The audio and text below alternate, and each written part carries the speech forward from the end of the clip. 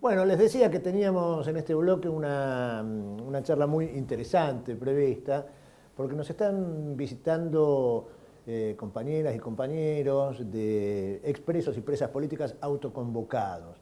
Nosotros vamos a charlar ahora con Ramón y con Pedro. Ramón Beviglia, y Pedro Rodríguez, que es el más sencillo. Y bueno, Ramón y Pedro, gracias por estar con nosotros acá en Urbana TV. Y bueno, queríamos charlar con ustedes porque entre tantas cosas dramáticas, situaciones dramáticas que estamos viviendo en el país, muchas de las cuales se repiten, se reiteran como farsa, nos encontramos con una ofensiva también fuerte, muy fuerte en el campo de los derechos humanos, ¿no? En general. Y dentro del campo de los derechos humanos, en los últimos tiempos hubo un intento de avanzada sobre derechos adquiridos para aquellos que fueron víctimas de la dictadura, ¿no? Y que estuvieron detenidos, como es el caso de ustedes y de quienes nos están acompañando, que están detrás de las cámaras. Entonces se salió a decir que había un montón de curros, ¿no? de deslegitimar, que estaban afanando, que había muchos que no estaban. Y bueno, ¿cuál es la situación hoy de los ex presos y presas políticos? Y ¿están en riesgo los derechos adquiridos? Bueno, primero, buenas tardes, y somos sobrevivientes, no somos víctimas, ¿no? Bueno, digo, hacemos esta salvedad porque nosotros seguimos luchando a pesar de los años, ¿no? Por aquello que soñamos en los años 60 y 70, ¿no? Bueno, con la caída de la dictadura y el advenimiento de la democracia y las conquistas de las libertades públicas y políticas,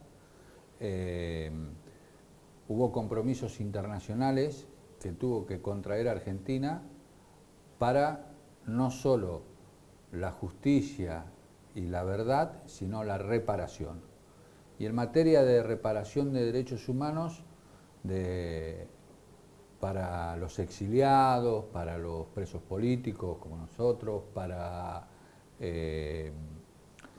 los hijos de los desaparecidos o los detenidos en presencia de los padres, en fin, se implementaron una serie de leyes, ¿no?, que implicaban una indemnización. Y para que tengan una idea, esto se dio en los años 90 más o menos, ¿no? Sí.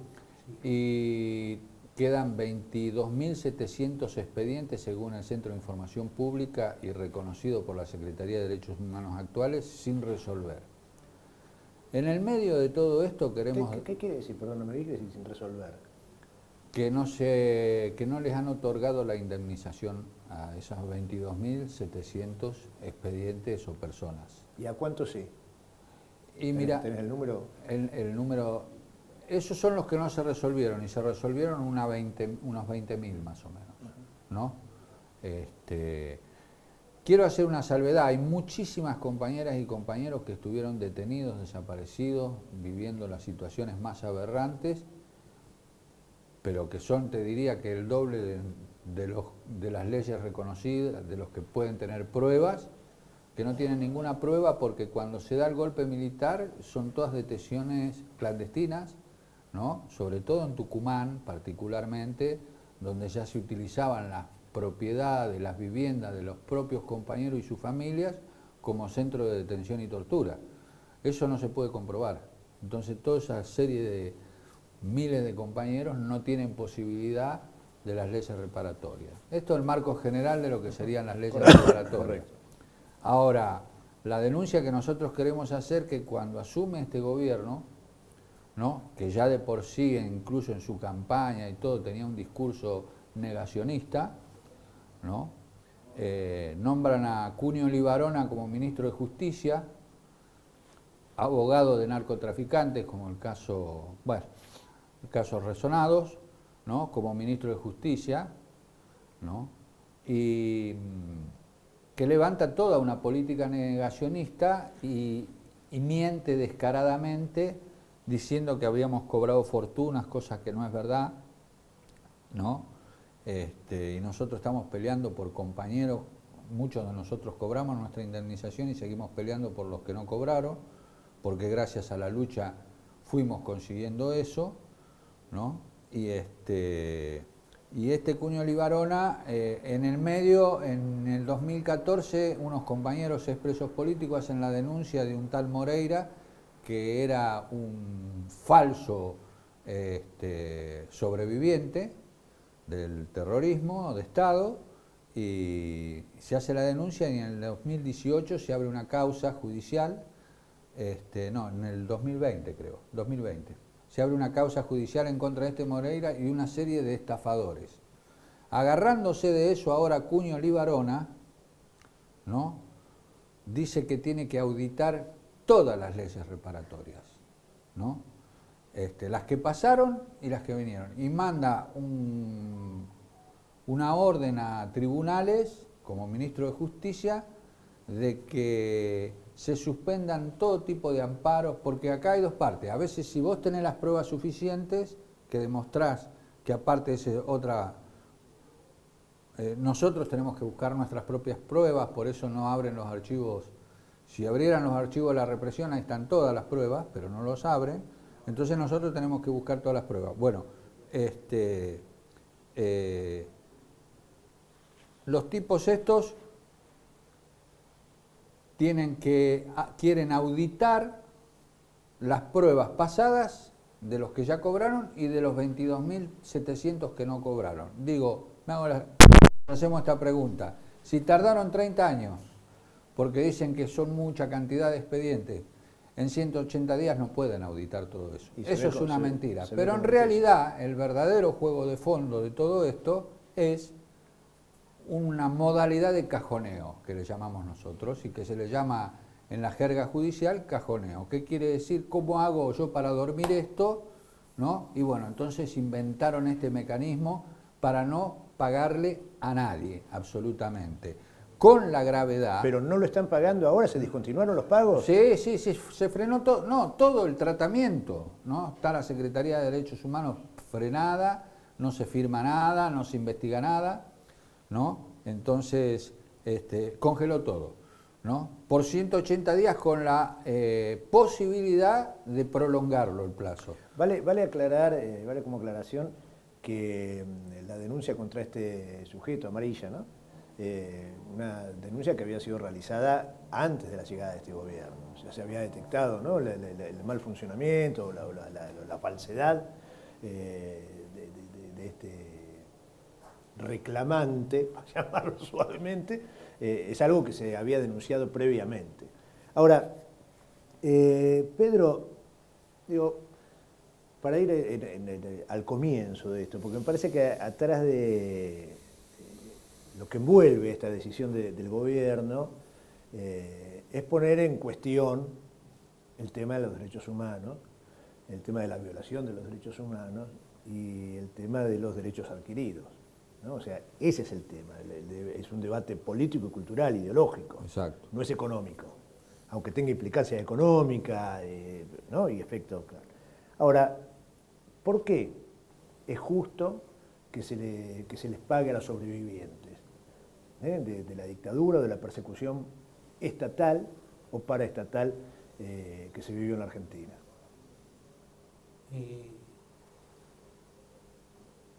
Es injusto a los que él le quiere pagar, pero nosotros no nos podemos meter en ese problema. Si ellos sacan la ley que tienen que pagarle, les tienen que pagar. Sí, pero nosotros, me refiero, yo voy un cachito más allá, digo, ¿por qué es justo que se les pague a los sobrevivientes? A nosotros. A los sobrevivientes. A nosotros. ¿Por qué hay que dar reparación a los expresos y presas? ¿Por qué? Y porque, bueno, eso es una ley que sacaron los gobiernos y la Comisión Interamericana de Derechos Humanos sobre de todo el sufrimiento, decían ellos, o lo que se vivió en la Argentina. Entonces,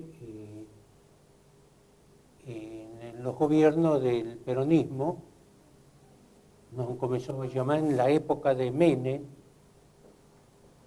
que como él inició el juicio para que le pagaran los daños que él ha vivido, lo hace junto con el periodista que era del diario Timmerman, y las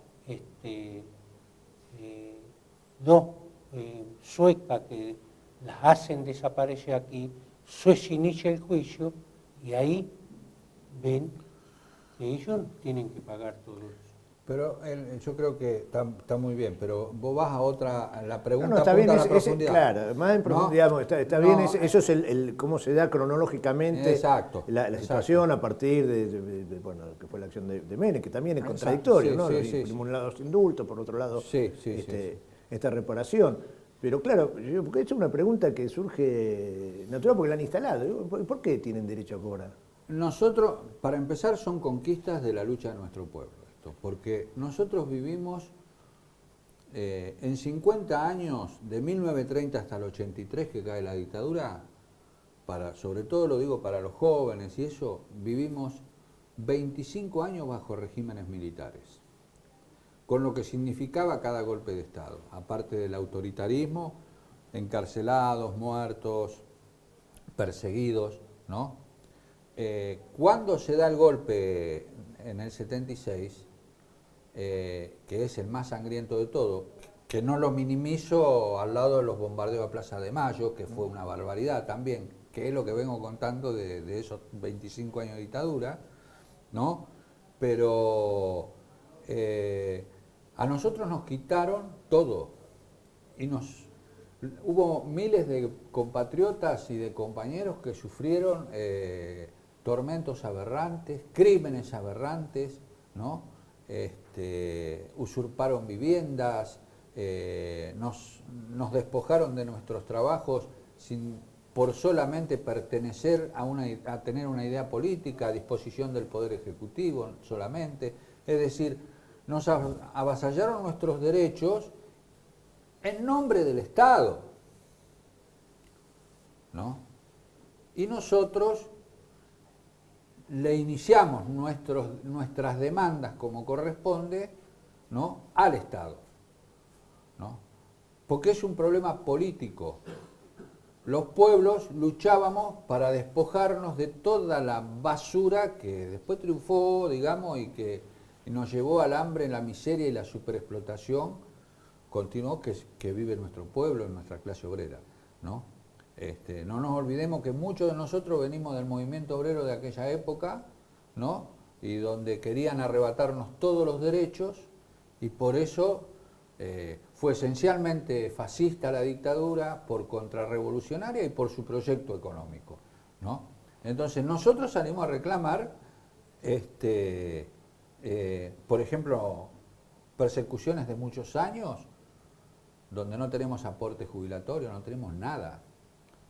No pudimos trabajar en blanco la mayoría de los compañeros hasta la actualidad, ¿me entendés? Por los antecedentes políticos, ideológicos, ¿no? Es decir, esa es la realidad que vivimos. Entonces nosotros salimos a demandar nuestras indemnizaciones, ¿no? Y aparte hubo compromisos internacionales. En la parte política formal hay que recordarlo porque queda bajo el tapete esto. Del Consejo de Seguridad de Estado de las Naciones hay 5 países miembros que son las potencias, ¿no? Y siempre invitan a 5 países más a ser miembros del Consejo de Seguridad de Estado. Argentina, con la caída de la dictadura, la burguesía en Argentina necesitaba ser miembro de esos 10 del Consejo de Seguridad de Estado. Entonces le exige a las Naciones Unidas, pero acá hay que cumplir con determinadas pautas. Pactos internacionales. Exacto, pactos internacionales, y retroceden 20 casilleros y sacan las leyes reparatorias, toda una serie de cuestiones, ¿no?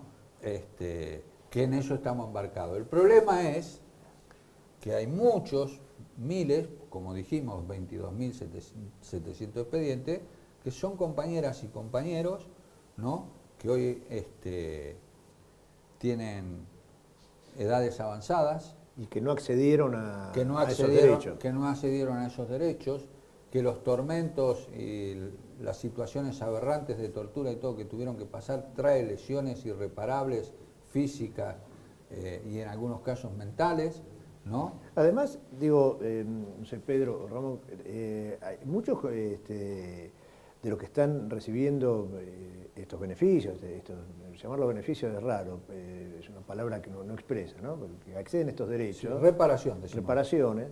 Se encuentran con situaciones complicadas, porque vos decís, bueno, no tenés obra social, pero no puedes acceder, si cobras eso no puedes acceder, digamos. No es que dice, bueno, qué lindo, che, estuvimos en Cana, ¿no? Y ahora tenemos la billetera llena, porque somos unos vivos que fuimos a... ¿Cómo es la situación del colectivo y qué implica para ese colectivo el acceder a esa reparación, a ese derecho que hoy está en riesgo? Bueno, y lo que marcaba Ramón, cómo cada compañero que salió, cómo vivió y está viviendo todavía hasta esta situación. Ponerle un ejemplo, la pensión que nos dan, nos están pagando un 40%, un 40% menos de lo que nos tienen que pagar. En la actualidad. Los aumentos que dan no nos dan, porque nosotros regimos por trabajadores de un PCN del Estado. ¿No? Pagan la pensión de cero. Entonces, nosotros en la actualidad tendríamos que estar cobrando 40% más, no nos pagan. Imagínate cómo puede vivir un obrero con 260.000 pesos. Sí, pero aparte con la gravedad, perdóname, que no tenemos derecho a jubilarnos. Claro. ¿Me entendés? No nos podemos jubilar, ¿no? Y no tenemos obra social. ¿No se pueden jubilar? ¿Por qué no se pueden jubilar? Hay compañeros que se han jubilado porque muchos compañeros han podido tener aportes, como monotributista o como trabajador en relación de dependencia, algunos tienen, ¿no? Pero hay una gran cantidad que no nos podemos jubilar porque no hemos tenido trabajos en blanco, ¿no? Y la última moratoria que sacan incluso nos dejan afuera, porque la moratoria no es compatible con ninguna pensión que sea... Entonces, el problema nuestro es la obra social. Hay un proyecto de ley de modificar la pensión.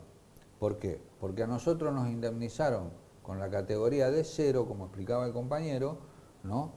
Nos estaba diciendo, Ramón, estábamos hablando de, por un lado, cómo los habían indemnizado, con una categoría que está atada a lo que es el escalafón de los trabajadores estatales de la Unión Personal Civil de la Nación, y cómo se les había dado la pensión, ¿no? Por un lado la indemnización y por otro lado la pensión, con dos categorías distintas. Exacto. Y a su vez impidiéndoles el acceso a la obra social. Sí. Bueno, explícanos un cachito de eso. Bueno, en primer lugar es la única pensión en todo el país que no tiene obra social, ¿no? Eso también hay que aclararlo, sí, ¿no? Entonces se metió un proyecto, la senadora Larraburu metió un proyecto de modificación del artículo 5 de la ley que precisamente nos agreguen una obra social y nos cambien a la categoría que nos corresponde, que sería la A0, ¿no? Digamos, eso hace años que está metido y cada 2 años caduca y se vuelve a meter, ¿no? Ni siquiera es una nueva ley, ¿no? Es una modificación. Quiero decir esto en el contexto de que nuestro pueblo está viviendo una situación más calamitosa de la situación económica, de la pérdida de derechos, de la aplicación de ajuste. Lo sabemos por los jubilados que sufren cáncer y que ya no tienen más la medicación gratis. Digo, en ese contexto estamos hablando también, digamos que es parte de lo mismo, ¿no? No es que hay un particular ensañamiento con nosotros. Es el ensañamiento contra todo nuestro pueblo laborioso, ¿no? Quiero aclarar esto porque nosotros esto lo veníamos reclamando algunas conquistas de hace tiempo, ¿no? Pero sobre todo en el macrismo, que también se frenó todo. Lo que pasa no se frenó de la manera pública, políticamente, desde el negacionismo, ¿no? Hacían el cajoneo como Esa es la diferencia que hay con el actual momento. Por eso yo decía, el problema acá, lo que está envolviendo de esto es la cuestión ideológica, política, cultural, de la pelea que está dando este gobierno. O sea, aparte de no pagar y aparte de limitar, no lo hace porque quiere dejar expreso que eso es un curro, es una mentira, Exacto. que es la teoría de los dos demonios. Ahora, sí quiero tomar esto que señalabas, Ramón, diciendo, no es este gobierno, viene de larga data esto. Y han pasado gobiernos nacionales, populares, o como querramos llamarlo, Exacto. del palo, ¿sí? Y no se resolvió. Una situación de injusticia absoluta. Porque que no tengan acceso a una obra social, porque es incompatible el formato de esa ley de pensiones. Bueno, eso es inadmisible que hayan pasado los años y no se haya dado respuesta a esa situación, teniendo mayorías parlamentarias como para poder hacerlo, ¿no? Entonces, digamos, porque las cosas no son porque sí, ¿no? Uno va de la gotita y la gotita y después el vaso se llena. No, tal cual. Es decir, es inexplicable, pero también hay que entender, ¿no? Sería una larga charla, ¿no? Pero nosotros fuimos luchadores y fuimos políticos y somos políticos, militantes políticos, ¿no? Y como militantes políticos tenemos que observar esta realidad, donde los grandes grupos económicos imponen las políticas, las decisiones y todo. Ahora tenemos un discurso que es peligroso, ¿no? Han aplicado el protocolo a las protestas, están despidiendo gente, nos han llevado a una recesión tan profunda donde los trabajadores privados son mayor todavía la cantidad que los trabajadores del Estado que están echando y no sabemos y tenemos un horizonte tremendamente incierto. En ese contexto, imagínate que los militares de la Armada fueron a hacer un homenaje el Día de la Armada a la ESMA, ¿no? Que es patrimonio de la UNESCO porque ahí hubo campos de concentración, centros de tortura, ¿no? Se atreven a hacer eso, ¿no? Que todos quedaron impávidos así porque fueron los militares a hacer loa y a festejar alrededor del avión de los vuelos de la muerte, porque eso fue lo que pasó el 17, ¿no? Entonces, te imaginás que el reclamo nuestro es, lo vamos a seguir haciendo, vamos a seguir luchando, pero si no nos encuadramos en el marco de la lucha de clase en la Argentina, estamos fritos. Bueno, Ramón, Pedro, ¿algo más para agregar? No, ¿qué más? Bueno, no, que vamos a seguir luchando. Que vamos a seguir luchando. Muy bien.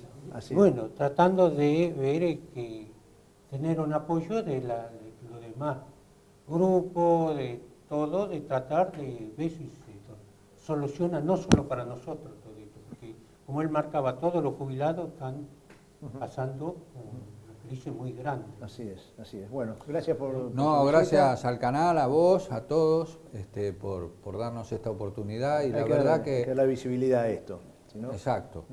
Hay que difundirlo. Bueno, vamos a un corte y ya volvemos y seguimos con el final del noticiero. Gracias por haber venido. No, gracias a ustedes y a Héctor, oportunidad que nos dieron para que se visibilice en todo el país. Corte y volvemos.